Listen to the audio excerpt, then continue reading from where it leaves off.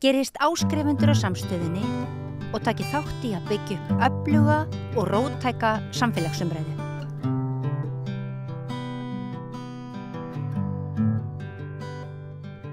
Já, það voru kosningar á laugardaginn og taliðu úr kjörgásónum fram á hádegi í gær og úrslitin liggja fyrir og hingað kominn Ögmundur Jónasson.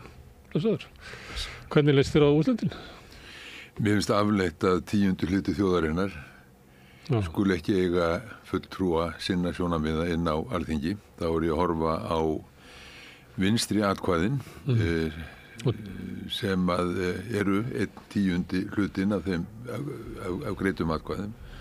Þau eiga ekki málsvar inn á þingi. Þau eiga hins vegar stóran hóp utan þingsins og þaðan þarf aðhaldið að koma á komandi árum gagnvart þeirri ríkisstjórn sem nú í burðarliðnum. Já, og þá ert að tala kjósendur. Ég að tala kjósendur Pírata. Ég að tala kjósendur sósíalista sem eru stærstir af þessum flokkum sem þú nefnir þarna. Og ég að tala VFG og ég að tala Pírata sem reyndar hafa ekkert skilgreint sig endilega til vinstri en voru upphaflega róttækt afl sem vildi opna á samfélagið og gera það gagnsærra og það var ágætt framlag af þeirra hálfu á þeim tíma. Og svo voru náttúrulega þarna einhverjir fleiri flokkar líka sem myndi nú ekki vilja láta kenna sig við vinstri-stefnu en á uppistöðu til þá voru það þessi atkvæði. Já, þetta eru 19.800 atkvæði. Það nokkuð góður fjöldafundur. Já. Það þessi flokkar fara allir undir 5% og það svo sem stemdi í það síðustu vikuna að það geti gerst og svo virðist vera að atkvæði hafi farið frá þessum flokkum og það má sjá það meðal annars að Samfylkingin fær meira fylgi í kosningunum og Flokkur fólksins heldur en kannanir sögðu til og líka svona leiðréttar kannanir þar sem var verið að horfa á að undanförnum kosningum hefði Flokkur fólksins fengið meira en kannanir sögðu og Samfylkingin minna að þá má sjá að kannski ef við værum ekki með þennan þröskuldin á þing þá hefðu kannski fleiri kjósendur kosið sósíalista, Pírata eða VFG en það má reikna með að liggur við að svona 10.000 atkvæði í viðbót að við farið frá þessum flokkum á síðustu metrunum. En svo athyglisvert að skoða þessi fylgismál svona með svona lengri tíma líka að svona hægri menn, hægri flokkarnir þeir eru eiginlega búin að ná sér eftir hrunið ef hort til Sjálfstæðisflokksins í kosningunum 2007 þá hann með 36,6% atkvæða og ef þú horfir núna til Sjálfstæðisflokksins núna í nýafstöðnum kosningum þá það 19,4% Viðreisn sem klofningur að uppistöðu til klofningur úr Sjálfstæðisflokknum hægri armur Sjálfstæðisflokksins ESB-armurinn hann fekk 15,8% og samanlagt gerir þetta 35,2%. Það að segja svona ívið minna fylgi en Sjálfstæðisflokkurinn hafði 2007. Nú, náttúrulega ekki þetta alhæfa svona fylgi Viðreisnar eða Sjálfstæðisflokksins, þetta alltaf einhverju hreyfingu fylgi þeirra sem annara. Ég sá það í einni af svona könnunum að fylgi sem hafði áður verið á VFG hafði dreifst eiginlega út allt og eiginlega með stærri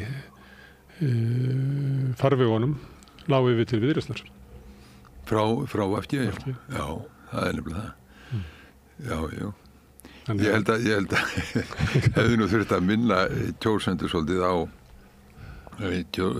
uppruna þess flokks. Ég var nú að reyna að gera það eins á heimasíðunum minni að birta myndir af þeim sigurreifum félagunum eftir kosningar eftir landsfund Sjálfstæðisflokksins 2009 Bjarna Benediktsinni og Þorgerði Katrínu formanni og varaformanni Sjálfstæðisflokksins á þeim tíma.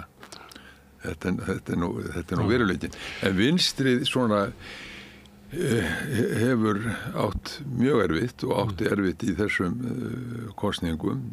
Menn tala núna minn stórkostlega sigur samfylkingarinnar. En ef litið líka til langs tíma þar, að þá samfylkingin á miklu meira flugi og hærra háfleigari í byrjun aldarinnar. 1999 hún með 26,8%, 2003 31%, 2007, þessum kosningum sem sjálfstæðisflokkurinn sem ég var að vitna í, þá erum við 26,8%, 2009 29,8% og fær núna hins vegar 20,8%. Hún ekki búin að ná því flugi sem hún var á þessum tíma.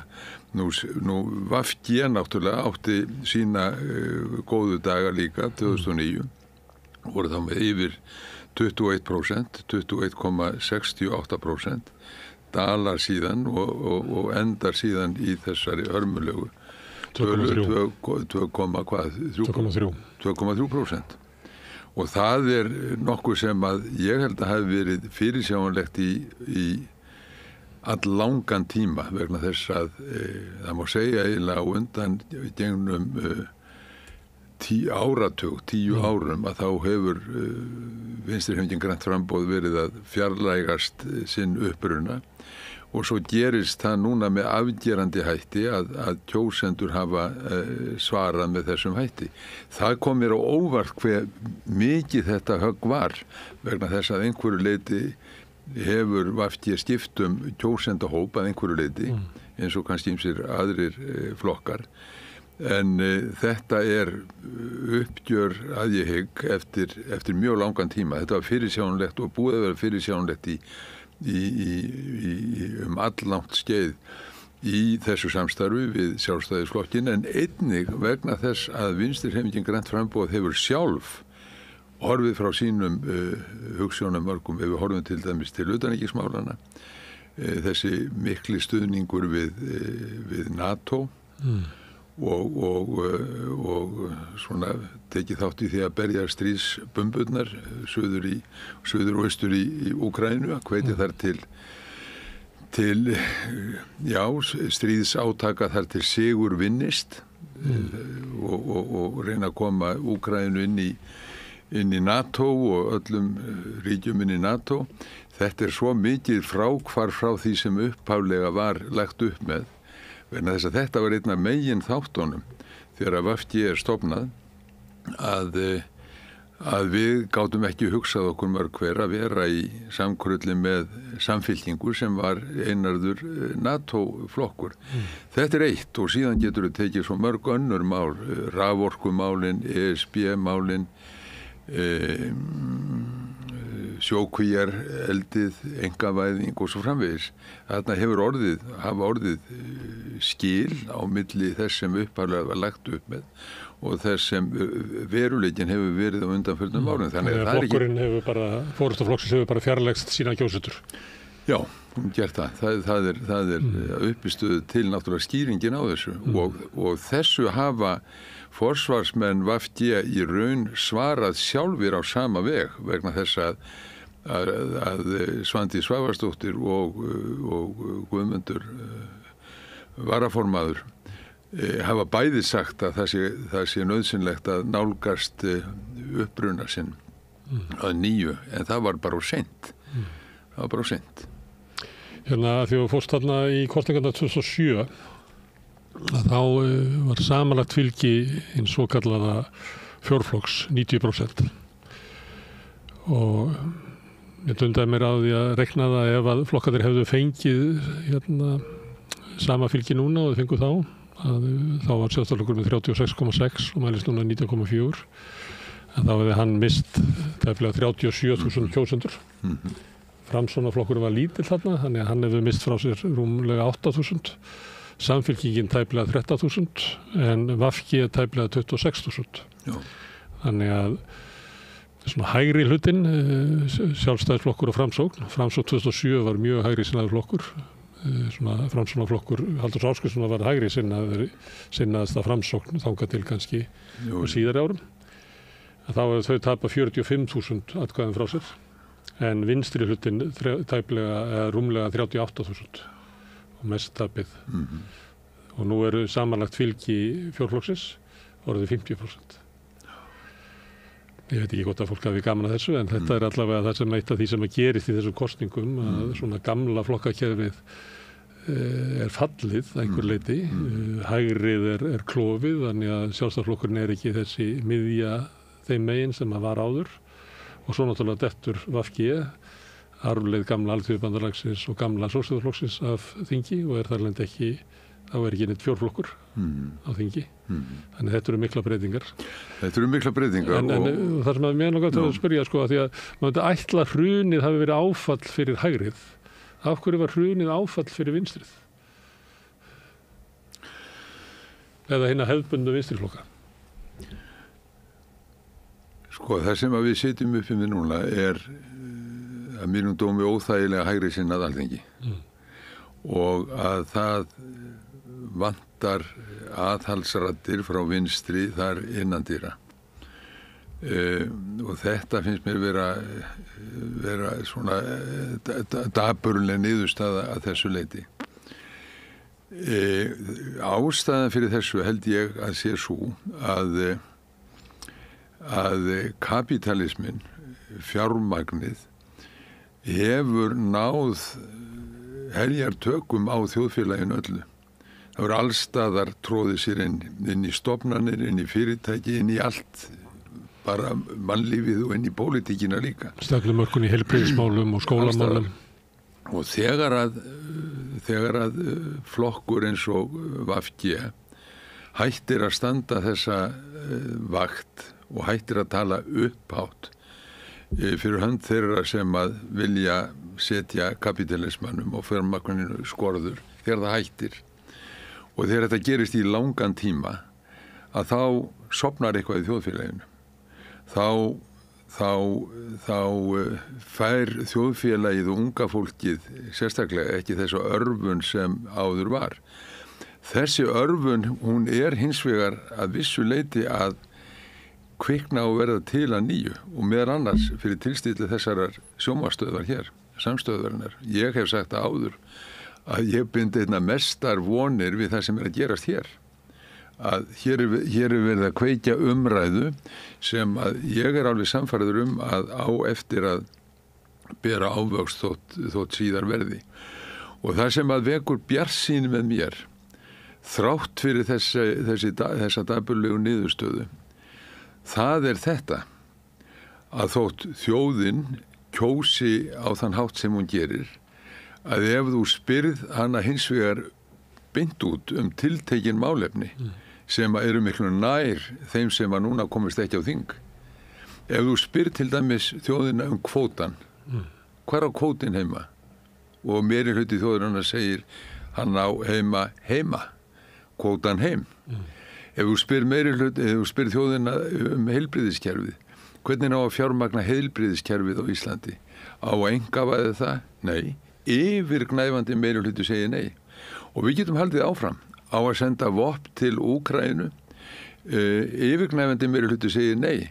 Hvort á Ísland að leggja meiri áherslu á hernaðarsamvinnu eða samvinnu frið að koma að styðja við friðsamlega lausnir. Friðsamlega lausnir segir yfirgnæfandi meiri hluti þjóðarinnar. Þannig að ef þjóðin spurð beint, þá hún róttæk. Og verkefnið framundan náttúrulega virkja þessa róttækni, finna þessa þræði alla og vefa þá saman í einn sterkan þráð. Og þetta umræða sem að þarf að fara í gangan í, hún var við líði á 10. áratugnum. Ég búin að sjá það núna í skrifum á vefmiðlum að menn segja að þarna sjáu þið VG að það var til íls, nú eru þau VG sem betur fyrir úr sögunni og svo framvegis. VG var ekki til íls. VG var róttækt afl og hafði góð og jákvæð áhrif á íslenskt stjórnmálalíf Og ef við hverfum aftur til fram að hruni. Já. Síðan hafi eftir hruni VG bara verið í ríkisstjórn. Já, var í ríkisstjórn og reyndar var það nú þannig að það var skárra að hafa VG og Samfylkinguna við völd eftir hrunið heldur en sjálft þjófræðið. Það hefur verið enn verra. Þannig að það er ekki nokkur vafi á því. En fyrir hrun þá rétti VG hinn pólitíska kúrs í landinu sem stemdi langt út á hægri bjargbrúnir. Og ef við rifjum upp þessa stöðu eins og hún var á 10. áratugnum og hvers vegna VG var til, hvers vegna Samfylkingin var til, jú, það voru miklar hræringar þá í stjórnmálunum. Við vorum mörg svona í byrjun 10. áratugurins á því að það ætti að reyna samin alla helst undir sama þaki. En svo gerist ýmislegt, ekki bara hér heldur út í heimi, að sósíaldemókratísku flokkarnir, þeir fara að færast allir lengra og lengra til hægri og markaðshugsunin í þeirra stefnuskrám verður ríkari en jafnaðarhugsunin sem verður eins konar auka afurð nánast. Og þetta fer að ágerast. Þegar líður áratuginn þá fáum við Tony Blair til valda í Bretlandi 1997, vinnur hann stór sigur og hvað fer hann að gera? Hann fer að einkavæða í heilbrigðiskerfinu og einkavæða út alla trissur, járnbrautarlestir og ég veit ekki hvað og hvað. Við fengum R-listan í Reykjavík 1994 og menn fögnuðu því þangað til að hann fór líka inn á sömu brautir, nákvæmlega sömu brautir. Og þá sögðum við mörg þegar við sáum þessa þróun, þetta er ekki nógu gott, við þurfum að finna annað skipulagsform sem að spornar gegn þessari þróun. Og þá hugsuðum við mörg, við skulum starfa saman, þeir sem að vilja kenna sig við félagshyggju, þeir eiga að starfa saman, en lausbeislaðir, ekki múlbundnir, ekki bundnir saman, og við skulum ekki hleypa íhaldinu af, ekki þeim röddum, við skulum starfa saman, en svona frjálsir ferða okkar og þá getum við í kosningum styrt tilteknar áherslur en saman förum við svo. Hvað gerir svo? Í byrjun áratugurins þá fer Alþýðuflokkurinn með Sjálfstæðisflokknum og við fáum R-listan og leið byrjað að huga að samin alla vinstri menn undir einu þaki.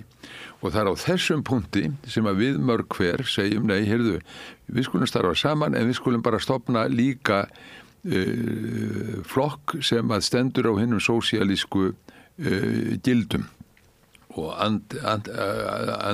andvíg hernaði og hernaðabandalögum, andvíg því að ganga inn í klúbb kapitalismans í Evrópu, stundum vörðum jöfnuð og náttúru og kvenfrelsi og svo framvegis. Þetta vildum við gera og við gerðum það. Og við réttum hinn pólitíska kúrs verulega af. Ég er ekki nokkrum einasta vafinn það. Við stofnuðum þarna mörg hver stefnu, félag vinstrimanna, hún sá félagskap verið til 1996 þegar þetta er allt í gerjun. 1998 þegar Samfylkingin er síðan að renna saman á þingi, stofnaði þingflokk og jafnaðamanna, þá förum við með blaðmannafund, fréttamannaflund, stefnufólk tilbúin með stefnuskrá, ætluðum aldrei að bjóða fram nema í nauðirnaræki. Og þetta er eiginlega undanfarið þess að VG verður til. Ekki bara vegna þessa, heldur koma menn úr alþýðubandalagi, kvennalista og verkalýðshreyfingu og víðar að þannig gerist þetta. Og síðan vildum við sem sagt á þessum framan af leita alltaf samstarf við félagslega sinna fólk. Hvað gerir svo 2007? Samfylkingin fer með íhaldinu, fer með Sjálfstæðisflokknum í stjórn 2007, hinnar svokölluðu hrunstjórn og þannig að það er nú allur gangur á þessu sem hefur verið á þessu samstarfi. En það sem ég er að vekja athygli á er að það er hollt samfylkingarmönnum að hugsa svolítið til þessarar fortíðar sinnar líka og að ég stend fastar en fótunum á því að VG var mjög jákvætt afl í íslenskum stjórnmálum lengi vel framan af. En svo það hitt Gunnar Smári. Það aðeins varðandi að þú tala VG og sagðir að VG var í fortíð. Telur að tímar VG séu búnir núna? Í því formi sem að VG já. Þá held ég að það sé nú. Og ég held... Þeir eiga nú einhverja svona sveitastjórnarmenn hér og þar? Já. Ég eflaust og það eru eflaust einhverjir sem að vilja svona viðhalda flokknum og stofnunum hans og svo framvegis og ég ætla ekki að svona bregða fæti. Þú telur að þessi tæft að VG geti endi þingframs? Ég bara segja þetta. Hugsum núna, nú skulum við skulum aðeins staldra við. Og við skulum huga því að 20.000 manns fengu ekki fulltrúa inn á þingi. Við skulum huga því að við erum með meiri hluta þjóðarinnar í öllum brýnustu áherslu málum okkar. Öllum brýnustu. Já, þá var það skjóta einun. Því að ef þú skoðar kosningarannsóknirnar, ég veit ekki hvort þú leigið svo yfir þeim, en það eru til áhugaverð gröf sem að ég myndi sína svona hvar kjósendur eru. Og þeir eru mörguleiti eins og þú ert að lýsa. Kjósendur eru mikið andstæðir stjórnarstefnunni sem hér hefur verið rekin. En það þannig að við segjum að sé eitthvað svona vinstra fólk til, að þá eru þeir að kjósa sósíalista og einhver leiti pírata, þó að megi segja kannski að forysta pírata hafi alltaf verið með meiri hægri áherslur heldur en megi merkja í kjósendur þeirra. Kjósendur þeirra eru meira og minna bara venjulegt vinstra fólk. VG hefur sótt þangað. Einhverjir af vinstra fólkinu kýs Samfylkinguna, þótt að Samfylkingin nái miklu meira inn á miðjuna. Eitthvað af þessu fólki að kjósa Flokk fólksins. Eins og ég nefndi áðan að þá var fólk að flytja sig frá VG yfir á Viðreisn. Við kannski trúa því að Viðreisn væri með vinstri velferð og hægri, ég man ekki hvernig þeir orðuðu þetta, að þeir gætu verið eiginlega hvoru tveggja. Þannig að þessi hjörð sem að þú ert að vísa til og þegar þú segir við, að þá hún dreifð út allt og vinstri mönnum hefur mistekist að búa til eitthvað svona sameiginlegan farveg til þess að stilla saman afl sitt og kjósendurnir eru margir hverjir núna tiltölulega áhrifalausir inn í flokkum sem eru með mjög svona afgerandi hægri afstöðu í mörgum málum. Já, enga síður hafa vinstrimenn haft meiri áhrif en þeir kannski gera sér alltaf grein fyrir. Hvert væri heilbrigðiskerfið komið ef það hefði ekki verið fyrir þrotlausa baráttu innan úr verkalýðshreyfingu frá sósíalistum, frá vinstra sinnuðu félagshyggju fólki. Ef þessi baráttu hefði ekki verið til staðar, þá vorum við komin á allt annan stað. En eitt vil ég segja VG. Sko þegar ég segi VG er búið. Í núverandi formi, já. Ég held hins vegar núna eigum við ekki að hugsa í stofnunum.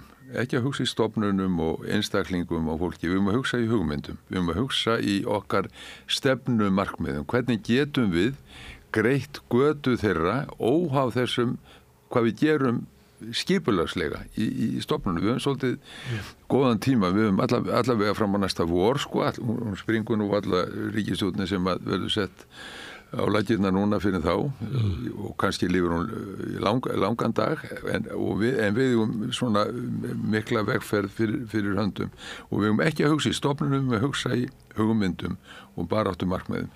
Í öðru lagi þá er þetta alveg rétt sem þú ert að segja, held ég. Þið voru að vísa í kannanir og þitt mat á því hvar svona fylgið liggur, hvert fólk hafi farið og svona viss. Ég held að það sé alveg rétt. Og það auðvitað mjög varasamt þegar maður að gera eins og ég kannski lagði upp með að svona kategorisera mjög grimmilega flokka og hvar menn eru. Þannig til dæmis, ef við tökum Flokk fólksins, ég meina þar voru einstaklingar sem voru mjög harðir í orkupakkamálinu. Eyjólfur Ármannsson til dæmis, mjög góður málsvari í því máli svo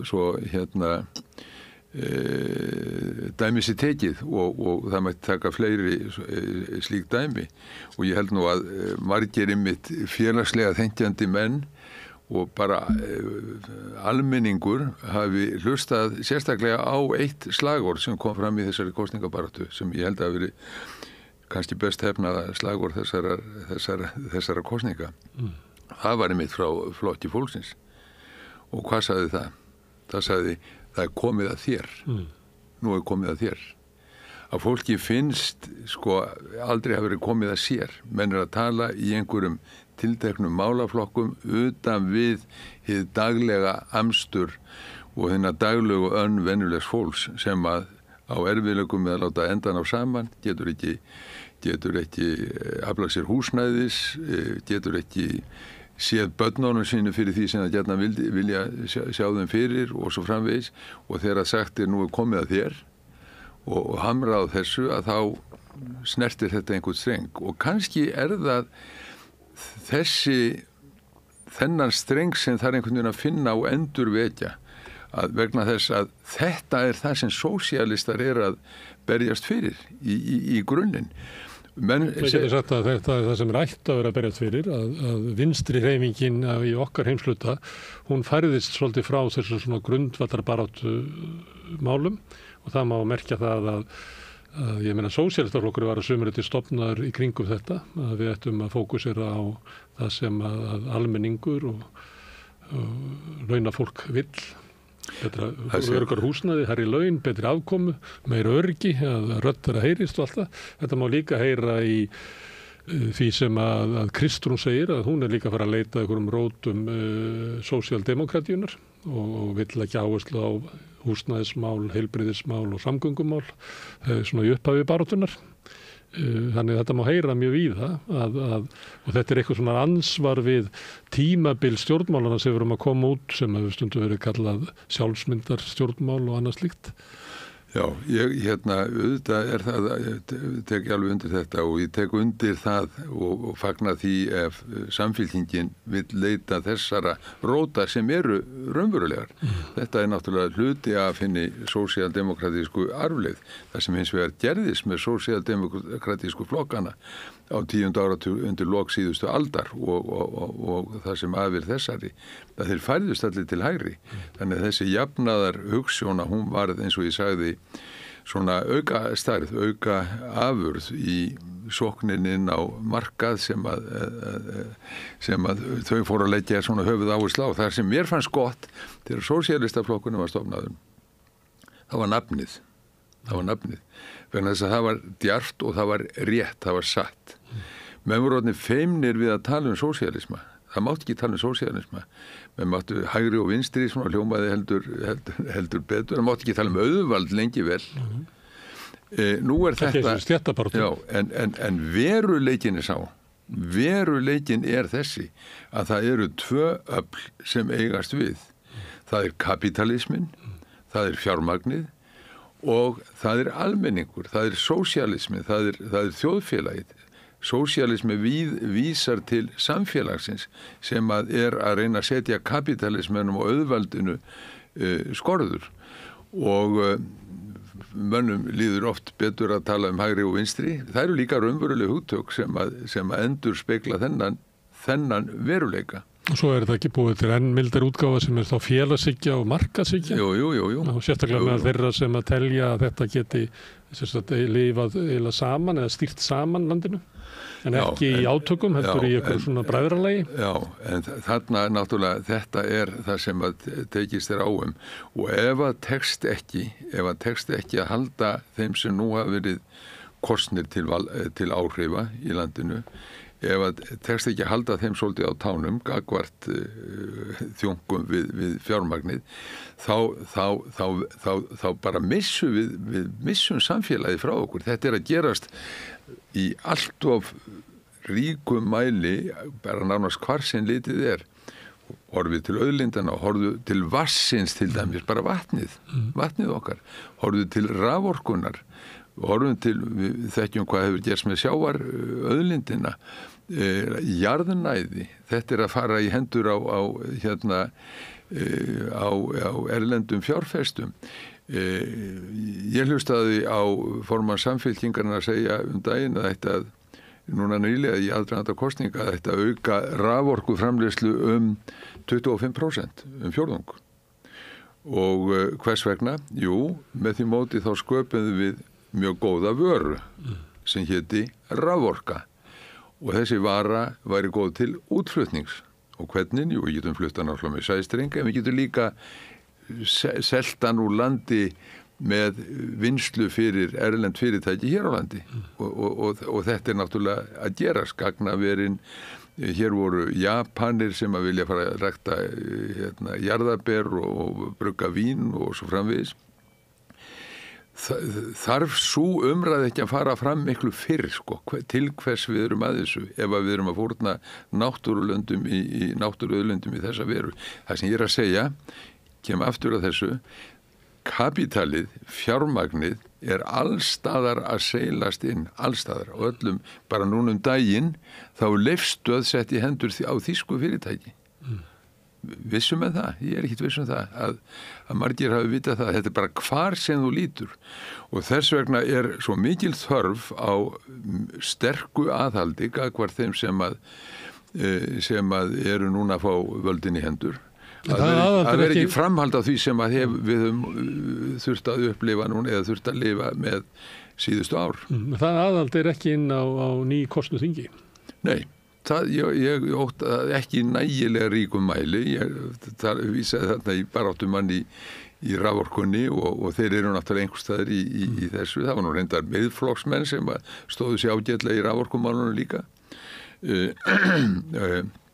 Ólafur Ísleifsson, hann komst nú ekki á þing held ég núna, hann var mjög öflugur í þeirri umræðu. Auðvitað eru einstaklingar ágætir og auðvitað ítreka ég það að ég fagna því að samfylkingin sé að leita þessar róta sem að þú horfið til og við þurfum þá að hjálpa henni til að gera það. En ef að samfylkingin á að komast í ríkisstjórn þá verður hún að gera það með Viðreisn.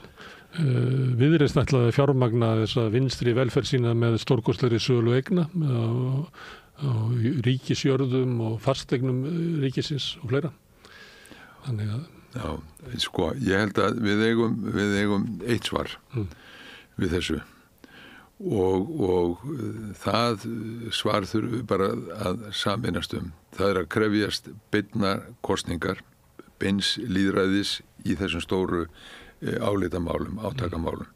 Við höfum að fá beinar kosningar hvert menn vilji stefna með heilbrigðiskerfið, með sjávarauðlindina, vatnið, aðrar auðlindir, bara beina kosningar og þá óttast því ekki neitt. Þegar þjóðin talar, þegar þjóðin tekur afstöðu í þessum stóru hitamálum, þá heldur hún með sjálfri sér. Hún gerir það. Hún heldur ekki með einhverjum auðkýmingum sem að hafa þessar auðlindir af henni. Hún gerir það ekki. Það er svarið. En við sáum það til dæmis í lagaræðisfrumvarpinu að þá var lagt til að sem eru fyrst og fremst norskir auðkýfingar en líka íslenskir fengju firðin okkar. Já. Hvað heldur þú að... Það er mikil þrýstingur á að hefja hér miklar engavirkjanir, bæði í vind og líka vatnsaflsvirkjanir. Já, tala nú ekki vindin, já. Hvernig heldur að færi... Það er umræðan í samfélaginu þannig að það verið að flytja raforkukerfið sem að Íslendingum auðnaðist að byggja upp á félagslegum grunni, að flytja það og markaðsvæða það. Það er mikil umræð það að auka markaðsvæðingu og engavæðingu inn í heilbrigðiskerfinu. Það er Framsóknarflokkurinn stóð að engavæðingu vegakerfisins, að allar stórframkvæmdir eiga að vera í höndunum á einkaaðilum sem að bæði fjármagna það og eiga þar og rukka inn fyrir þar. Þannig að við erum á mikilli ferð til auðræðis. Já. Nú þurfum við að færa pendúlun tilbaka og hvernig gerum við það? Ég held að þessi áhersla á beinar kosningar, hún geti hjálpað lýðræðinu, hún geti hjálpað hinnu sósíalíska í þjóðfélaginu vegna þess að þjóðin heldur mig sjálfur sér þegar til kastana kemur, hún gerir það.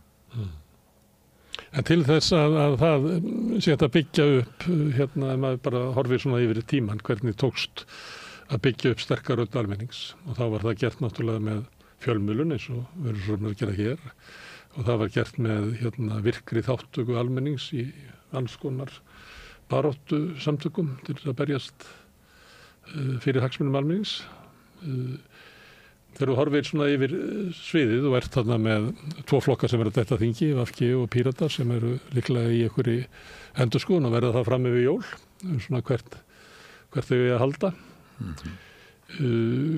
Hvernig sérðu að svona almannahreyfing geti byggst upp?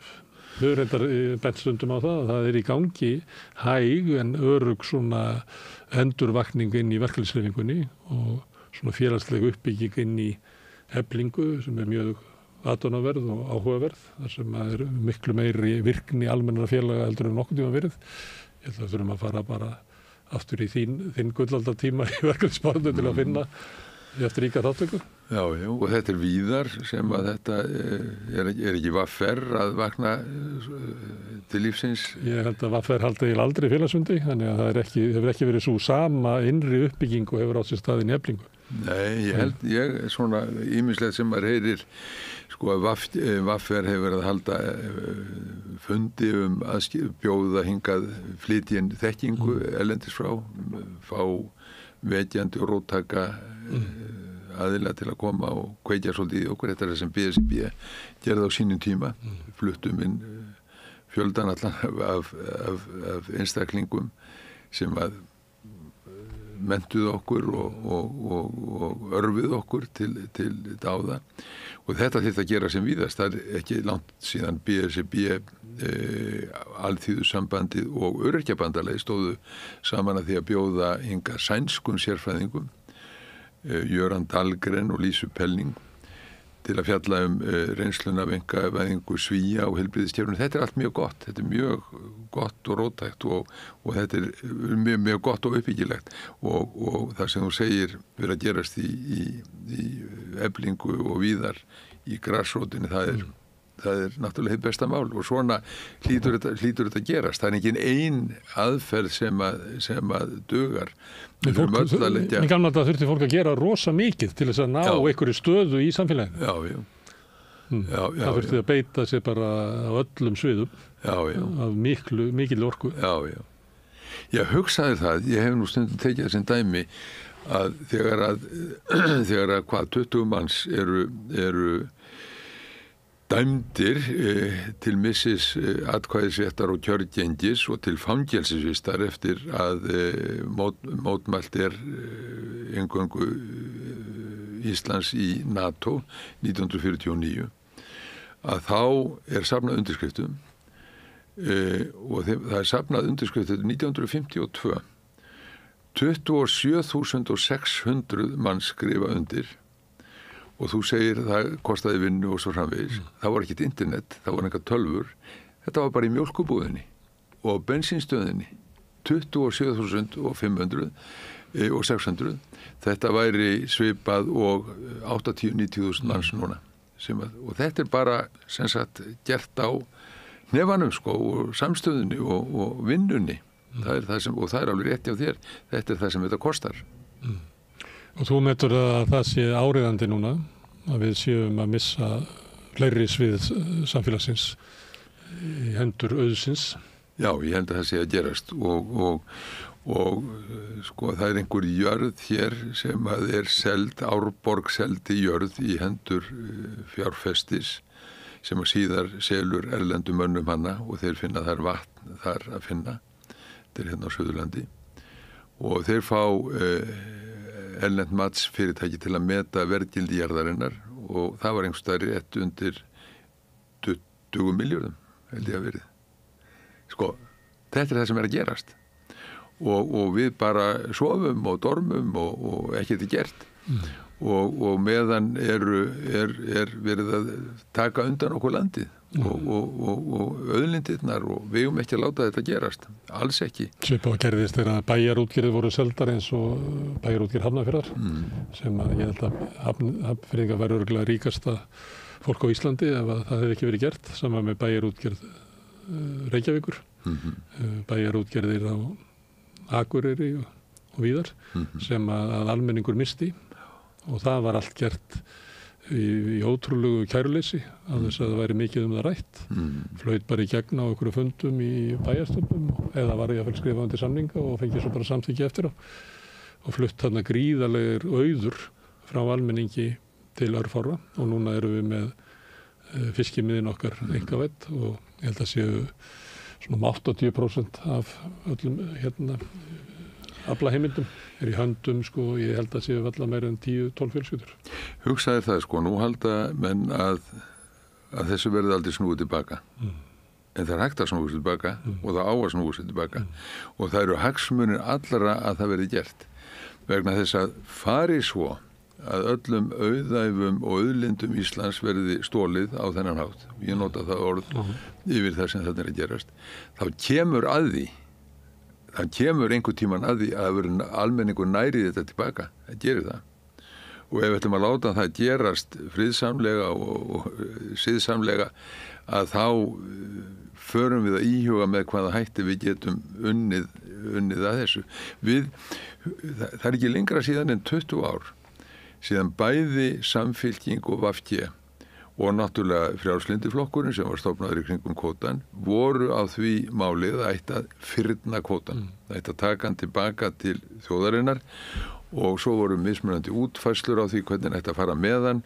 Það ætti að bjóða hann upp öllu leyti eða hluta til, láta hann ganga til landsbyggðar, til sjávar héraðanna og svo framvegis. Þetta er ekki langt síðan að þessi umræði var í gangi. Þetta þarf að endurvekja og talandi það er nú komin einn harður baráttumaður í þessu úr gamla Frjálslynda flokknum inn á þing, það er hann Sigurjón Þórðarsson. Hann var mjög eindreginn í þessari baráttu, þannig að það er einhverjar raddir þarna sem að eiga eftir að án efa láta frá sér heyra, en aðhaldið það mun koma utanfrá. Aðhaldið gagnvart þessari ríkisstjórn og þessu alþingi, það kemur utanfrá. Það var náttúrulega orðið þannig með það alþingi sem að núna er að hverfa á braut að þar var til dæmis engin sem andmælti vopnasendingu til Úkraínu. Engin sem andmælti því. Það voru einhverjir sem sátu hjá, það var engin sem andmælti því, engin sem stóð upp. Og þegar að Norðurlandaráð núna í aðdraganda rétt fyrir kosningar er með fund hér á landi, þá er samþykkt að norræn samvinna hérðan í frá hún skuli byggjast á umræðum hernaðarmál og hernaðarsamvinnu. Engin sem anda yfir þessu. Hver var valkosturinn við þetta? Hann var sá að segja norrænt samstarf á að byggja á friðarviðleitni. Við eigum að beita okkur í samvinningu til að finna friðsamlega lausnir og uppbyggilega lausnir í heiminum. Það er það sem að Norðurlöndin eigi að gera. Nei, það var bara á hinn kantinn og enginn til aðmæla, enginn. Og þetta er náttúrulega ekki nógu gott. Þetta er ekki nógu gott fyrir þingræðið heldur. Ég reyndi að fá upplýsingar það að þegar að Bjarni Benediktsson skrifaði undir varnarsamning við Úkraínu sem er metin á 25,5 milljarð, hvort að það hefði verið rætt í þinginu áður en að það var skrifað undir það, og ég gat ekki fundið það. Nei, menn voru að segja mér það svona bak við tjöldin að þetta hefði verið eiginlega bara lagt fyrir eftir á. Já, en það er ekki, því miður var það líka þannig að einhverjir sögðu og viðurkenndu að þetta hefði mátt fara svona vegna þess að það væru allir samstíga til þinginu. Það þyrfti ekki að senda þetta til umsagnar. Það var mjög undarlegt að vera áður að bara fara sínu fram, vitandi það að það er engin ekki check and balances eins og svo. Herðu, þú fórst að þingi fyrir nokkrum árum og maður heyrt svona þína rödd eftir það, eins og að þú hefur mist trú á svona formlegri stjórnmálabaráttu og teljir að þetta var meiri áhrif utan þess. Já, ég hugsaði dæmi sem svo, ég hef sett þetta upp, þessa formúlu upp á þennan hátt, að allt á sinn tíma og einstaklingar eiga sinn tíma líka og þeir eiga ekki að hjakka í svona gömlu fari endalust, finna sér nýja farvegi. Ég hugsaði það stundum að hinn pólitíski pendúl samfélagsins hafi færst til hægri og ef það er rétt sem að ég tel að sé mikið til í að pólitík snúist það hvernig þjóð hugsar, hvað hún leyfir stjórnmálamönnum að komast upp með og hvað ekki. Og núna leyfir samfélagið pólitíkin að gera það sem hún hefði ekki leyft en að gera fyrir 50 árum, alls ekki. Einkavæðingin, markaðsvæðingin, þjóngum við erlenda hernaðarstefnu og svo framvegis. Ekki leyfta. Og hvað þá til ráða? Jú, það reyna að breyta því hvernig samfélagið hugsar.